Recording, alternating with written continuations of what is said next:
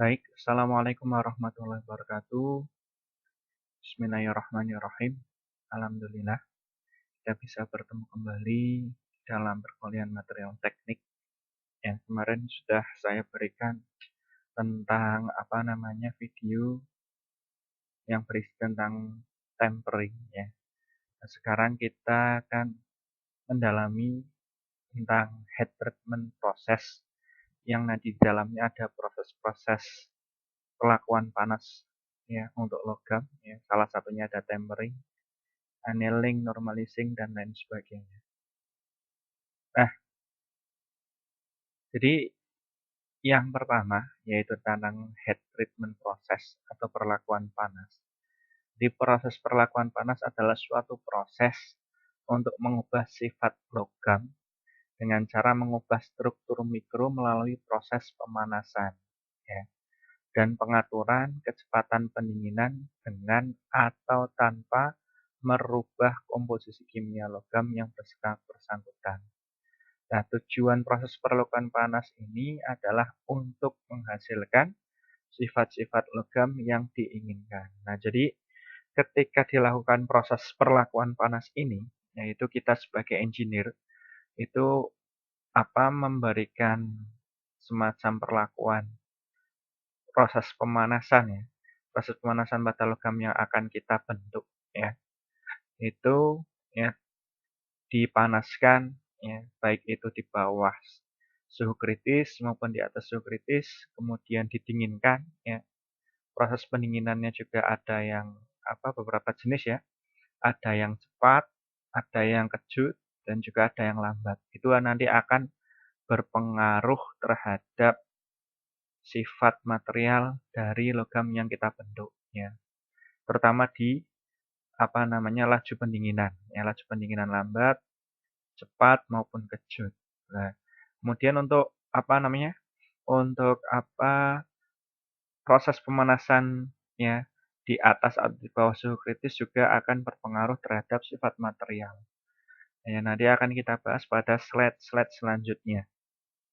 Jadi itu ya, tidak mengubah struktur ataupun mengubah struktur komposisi kimia ya, yaitu tentang heat treatment ini. Jadi ketika dulu kita melihat orang yang membuat pedang maupun membuat keris, itu kan juga melakukan proses perlakuan panas. Nah, jadi logam yang akan dibuat keris atau pedang ini dimasukkan ke dalam bara api sampai mendekati suhu kritis.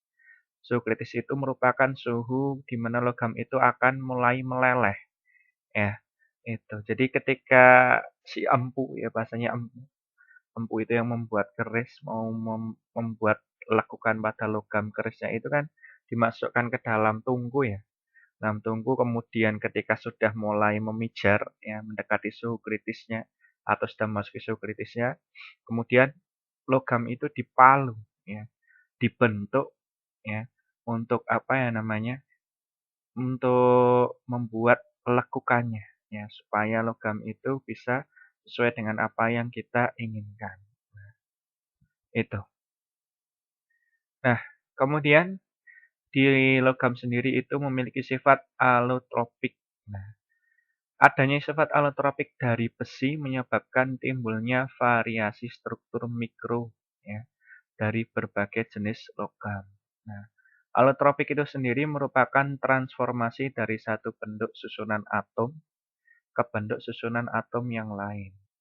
Nah, pada temperatur di bawah 910 derajat Celcius ya, sel satuannya bentuknya BCC atau body center cubic ya, yang dulu sudah pernah kita pelajari pada semester sebelumnya, yaitu tentang macam-macam bentuk struktur atom ya, BCC, FCC ya dan lain sebagainya. Nah, kemudian temperatur ketika logam itu berada pada temperatur 910 sampai 1392 derajat Celcius.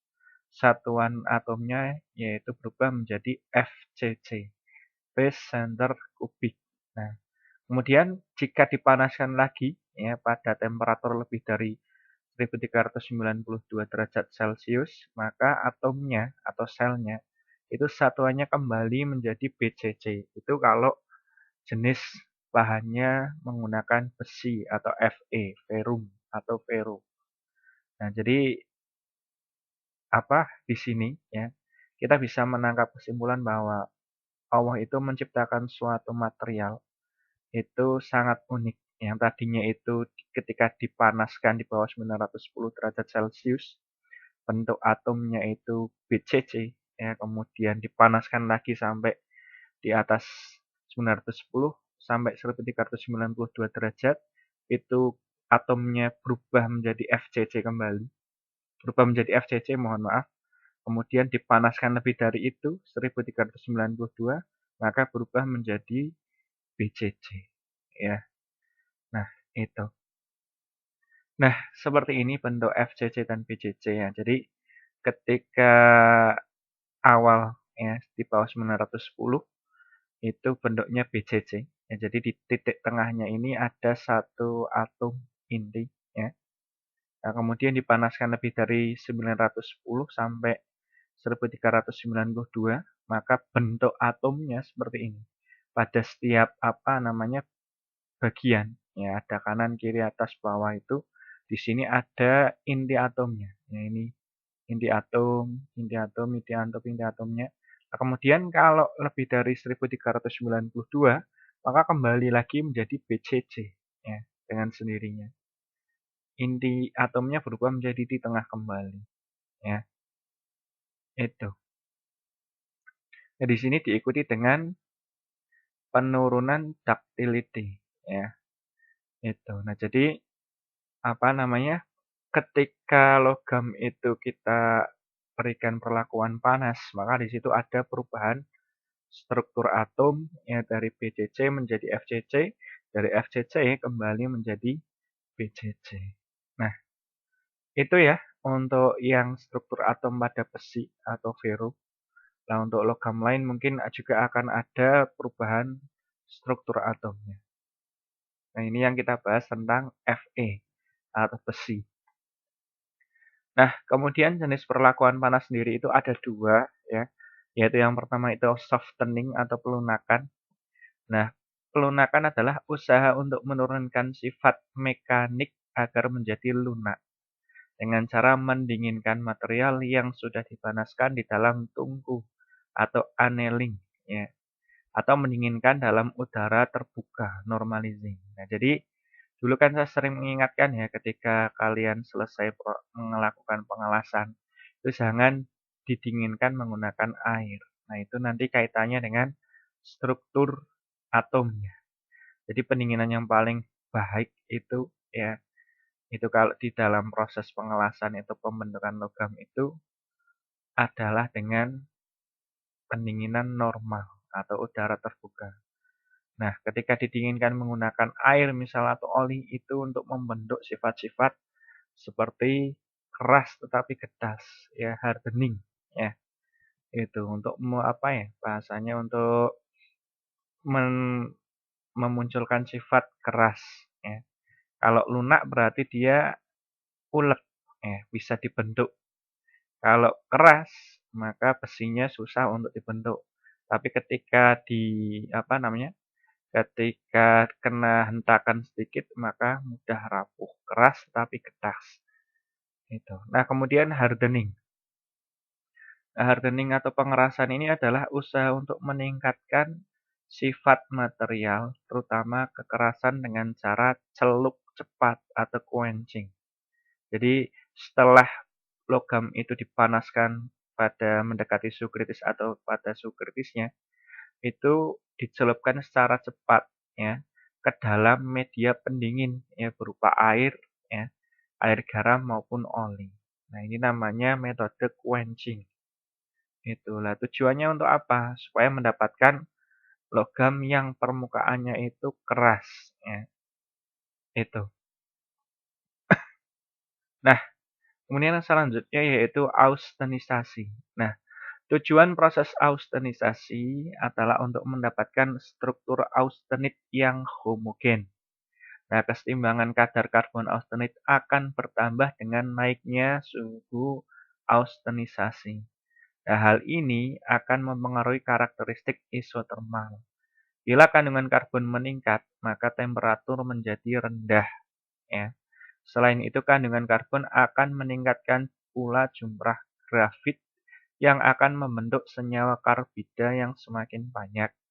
Struktur mikro yang berubah menjadi transformasi dekomposisi austenit menjadi struktur mikro yang lain. Ini dimaksudkan untuk memperoleh sifat mekanik dan sifat fisik yang diperlukan untuk suatu aplikasi proses pengerjaan logam. Nah, jadi di sini tujuannya itu untuk mendapatkan struktur austenit yang homogen. Pak, struktur austenit itu seperti apa? Ya, struktur austenit itu nanti ketika apa logam itu kita lakukan proses. Proses misal di sini adalah apa namanya heat treatment.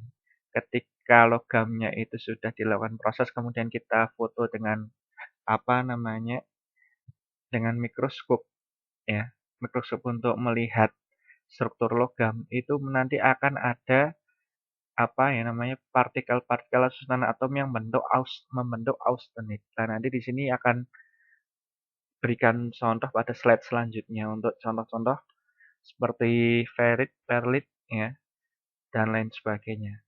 Itu melalui apa ya namanya foto mikroskop, ya, mikroskop untuk khusus apa namanya memfoto struktur atom pada permukaan logam, ya, atau bentuk bentuk atomnya, ya, struktur permukaannya seperti apa. Kalau ada karbon, kemudian ada apa namanya ada senyawa yang lain itu bisa dilihat pada hasil foto mikroskopnya. Nah, kemudian yang selanjutnya itu hardening. Hardening merupakan proses perlakuan panas terhadap logam dengan tujuan meningkatkan kekerasan alami logam. Nah, setelah dilakukan proses pengerasan, maka selanjutnya material secara cepat didinginkan dengan kecepatan pendinginan kritis. Nah, akibat pengejutan dingin dari daerah suhu pengerasan ini, maka dicapailah suatu keadaan paksa bagi struktur baja yang merangsang sifat keras. Jadi permukaannya itu menjadi keras karena didinginkan secara kejut pada saat dia mencapai suhu kritis, ya. Nah, oleh karena itu, maka proses pengerasan ini disebut pengerasan kejut. Nah, kekerasan yang dicapai pada kecepatan pendinginan kritis atau martensit ini diiringi dengan kerapuhan yang besar. Nah, maka bisa disebut hasil logamnya dari hardening ini adalah hasil logam yang keras tetapi getas. Nah, contohnya itu di blok motor, ya. Dia itu keras, ya, tahan gesek, ya, gesekan piston dan lain-lain, tetapi getas. Kena palu sedikit itu langsung pecah atau kena benturan. Berbeda dengan beton, ya, itu beton itu untuk rumah atau las itu yang pagar itu dia ulet, ya, tidak keras tetapi ulet. Nah, kemudian yang proses selanjutnya itu tempering. Tempering merupakan proses di mana logam yang tidak dikeraskan dipanaskan sampai temperatur di bawah titik kritis. Kemudian ditahan dalam waktu yang secukupnya pada temperatur ini, kemudian didinginkan perlahan-lahan. Nah, tujuannya adalah untuk mengurangi internal stres atau tegangan internal dan menstabilkan struktur dari logam. Nah, biasanya ini kan ada waktu secukupnya, ya. Di sini waktu secukupnya itu di sini rentangnya kan ada. Nah, di sini yang biasa digunakan untuk TA, ya, maupun ujian akhir, ini di sini ada memainkan rentang waktunya. Misal ditahan misal ditahan sepanjang 1 menit, kemudian yang satunya 2 menit, 3 menit itu nanti dibedakan. Nah, nanti di situ biasanya untuk TA seperti itulah. Nanti kemudian difoto permukaan logamnya dengan menggunakan mikroskop itu, ya. Nah, lalu dianalisis hasilnya, ya, analisis strukturnya. Itu yang biasa untuk TA. Nah, itu Ya, silakan yang mau mengambil tentang struktur mikro bisa memainkan pada penahanan suhu di suhu kritisnya. Nah, kemudian yang proses selanjutnya itu annealing. Nah, annealing adalah perlakuan panas logam dengan pendinginan yang lambat. Logam dimanaskan sekitar 25 derajat Celcius di atas temperatur kritisnya, lalu ditahan dalam beberapa waktu, kemudian didinginkan pelan-pelan di tungku perapian. Nah, tujuannya annealing ini untuk menghilangkan internal stres pada logam dan untuk menghaluskan grain atau batas butir dari atom serta mengurangi kekerasan sehingga menjadi lebih ulet. Nah, hardening ini, annealing ini merupakan lawannya hardening, ya. Jadi kalau hardening itu keras tapi ketas, kalau annealing itu fungsinya untuk mendapatkan logam yang lebih ulet, ya, mengurangi sifat kekerasan, ya, dan menghaluskan batas butir dari atom, ya. Itu, itu, ya. Kemudian yang selanjutnya yaitu normalizing. Nah, normalizing adalah perlakuan panas di sekitar 40 derajat Celcius di atas batas kritis dari logam. Nah, logam kemudian ditahan pada temperatur ini untuk masa waktu yang cukup, kemudian didinginkan dengan udara. Nah, struktur yang diperoleh dalam proses ini adalah perlit. Nah, ini nanti di foto struktur mikronya seperti ini hasilnya. Seperti kalian ketika dulu saat waktu SMP mungkin ya atau SMA, SMK itu praktek IPA yang melihat struktur kulit dari bawang. Nah, ini sama. Nah, ini sama, tapi kan beda ya antara bawang dengan logam. Jadi ketika apa namanya logam itu dipanaskan itu kalau ada karbonnya nanti di situ bisa dianalisa ya strukturnya baik itu nanti austenitnya, perlitnya atau ferritnya di sini bisa dianalisis. Nah, struktur yang diperoleh dalam proses ini adalah perlit atau perlit brown ferrit atau perlit brown cemented. Nah, ini. Ya, ini untuk ferrit itu bentuknya seperti ini, ya. Kemudian perlit ini di sini ada seperti warna hitamnya, kayak apa ya? Di situ memang kalau fotonya itu hanya ada hitam maupun putih, yang membedakan adalah polanya, ya. Nah, untuk mendalami polanya silakan nanti bisa dibuka referensi atau literatur lain ya, tentang hasil foto apa struktur mikro ya atau struktur dari logam ya ini.